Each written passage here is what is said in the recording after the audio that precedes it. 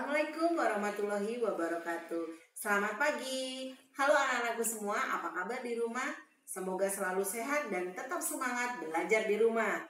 Kali ini ketemu dengan Ibu belajar melalui video yang kita buat di rumah aja. Dimanapun berada, belajar tetap asik aja, ya kan? Pada pertemuan kali ini, kita akan membahas KD 3.6, tepatnya kelas 11 di semester 2. KD 3.6 adalah mengidentifikasi faktor penghambat dan pendorong persatuan dan kesatuan bangsa dalam Negara Kesatuan Republik Indonesia. Dalam KD ini ada banyak hal yang kita bisa pelajari. Yang pertama adalah tentang makna persatuan dan kesatuan. Kemudian tentang bagaimana konsep bernegara dalam Negara Kesatuan Republik Indonesia. Yang ketiga adalah bagaimana kita mengetahui faktor penghambat dan pendorong persatuan dan kesatuan. Dan yang keempat yang akan kita bahas bersama-sama adalah tentang wujud nyata atau sikap yang bisa kita tunjukkan dalam menjunjung persatuan dan kesatuan. Oke, langsung saja kita ke materi yang pertama tentang persatuan dan kesatuan. Secara sederhana, persatuan adalah segala sesuatu yang kecil-kecil itu bergabung menjadi satu atau gabungan dari beragam-ragam elemen. Itu sangat cocok dengan kondisi Indonesia tentu saja. Indonesia yang luas, Indonesia yang beragam, Indonesia yang banyak budayanya, bahasanya, kita satukan. Kemudian yang selanjutnya adalah kesatuan. Nah, bagaimana kesatuan di Indonesia ini? Mengapa ada konsep kesatuan juga? Seperti Ibu bilang tadi bahwa Indonesia adalah satu kesatuan wilayah. Jadi ada dua konsep. Yang pertama adalah kewilayahan dan aspek sosial. Nah, setelah kita membahas persatuan tadi, selanjutnya adalah kesatuan. Di Indonesia kita mengenal dua konsep atau dua aspek kesatuan. Yang pertama adalah kesatuan wilayah dan yang ketiga adalah aspek politik, sosial, budaya, pertahanan, dan keamanan. Yang kedua aspek tersebut sangat berkaitan erat dengan yang namanya wawasan Nusantara. Wawasan Nusantara pun pada intinya adalah mempersatukan semua kondisi bangsa Indonesia berdasarkan Pancasila, berdasarkan Undang-Undang Dasar Negara Republik Indonesia. Semua tindak tanduk kita sebagai warga negara kita harus bersumber kepada dua hal tersebut. Tentu saja dilatar belakangi dengan keberagaman, perbedaan yang kita sama-sama akui yang dimiliki bangsa Indonesia. Untuk memperkuat wawasan Nusantara kita juga, salah satunya kita harus memiliki rasa nasionalisme atau rasa cinta tanah air. Rasa cinta tanah air juga salah satunya akan muncul dari kebanggaan kita, kemudian rasa ingin tahu terhadap negara kita lebih dalam. Rasa kebanggaan kita harus muncul. Kenapa? Karena seperti kita tahu, Indonesia tidak hanya sebagai negara besar karena dia berpenduduk banyak, dan tidak hanya juga sebagai negara besar karena wilayahnya yang luas, tetapi dengan keberagaman keistimewaan yang dimiliki oleh negara kita Indonesia itu sendiri. Contohnya saja, kita memiliki Tugu Jogja, kemudian kita memiliki Candi Prambanan, dan kita mempunyai dasar negara Pancasila yang sangat dikagumi oleh negara-negara di luar sana. Nah, kira-kira kalian sudah mengamalkan sila dalam Pancasila belum? Ibu cek ya. Kira-kira kalau persatuan dan kesatuan dalam Pancasila itu bersumber dari sila keberapa? Ya, betul, pinter semua. Sila ketiga ya. Nah, jadi sederhana sekali belajar kita menjadi satu di tengah keberagaman dan perbedaan yang dimiliki oleh bangsa Indonesia. Mungkin sangat sulit. Menurut kalian mana mungkin? Atau bahkan kalian bertanya-tanya, kenapa sih kita harus bersatu? Kenapa sih Indonesia harus memperkukuh persatuan dan kesatuannya?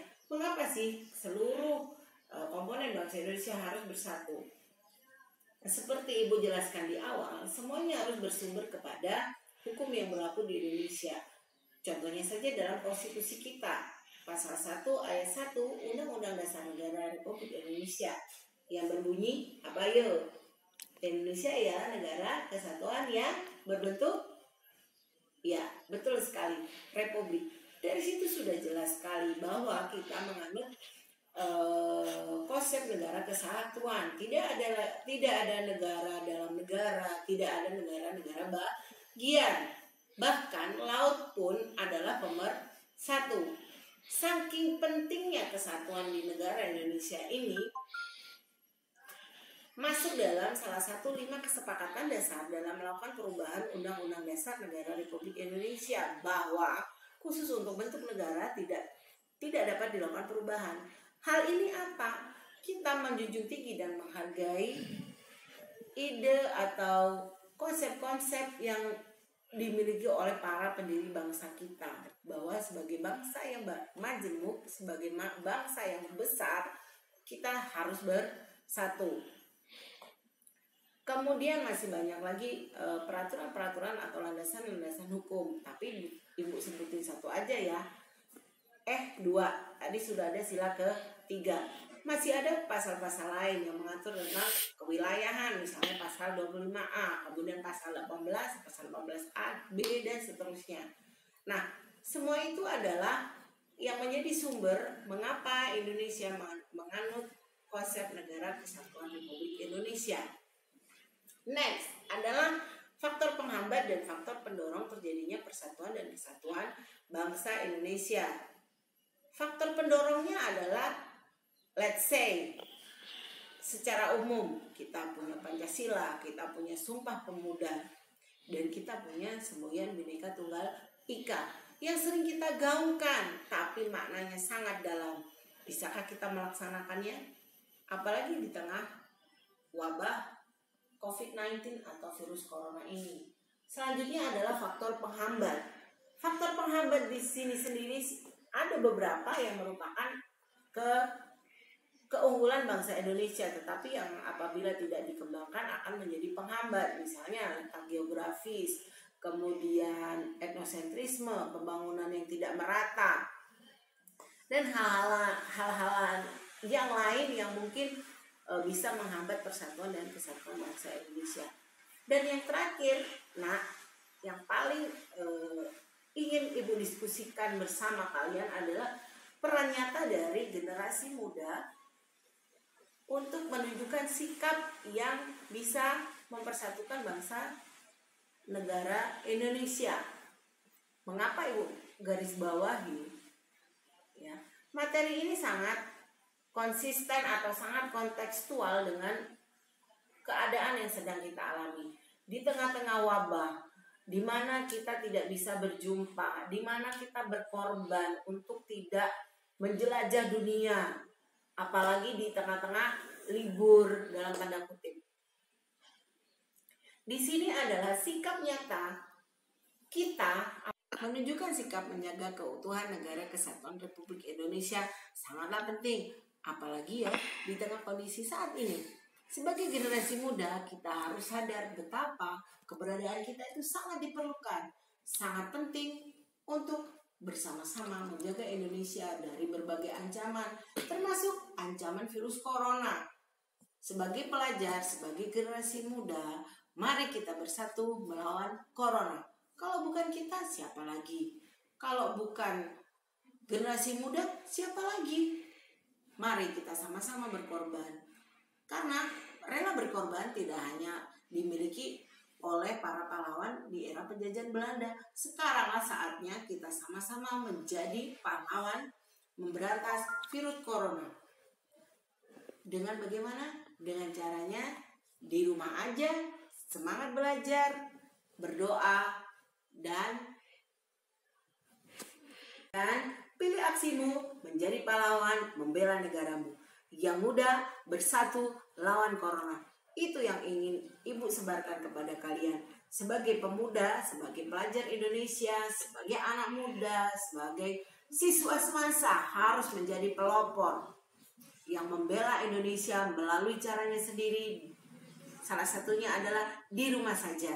Oke? See you soon. Jangan rindu lagi. Biar ibu aja.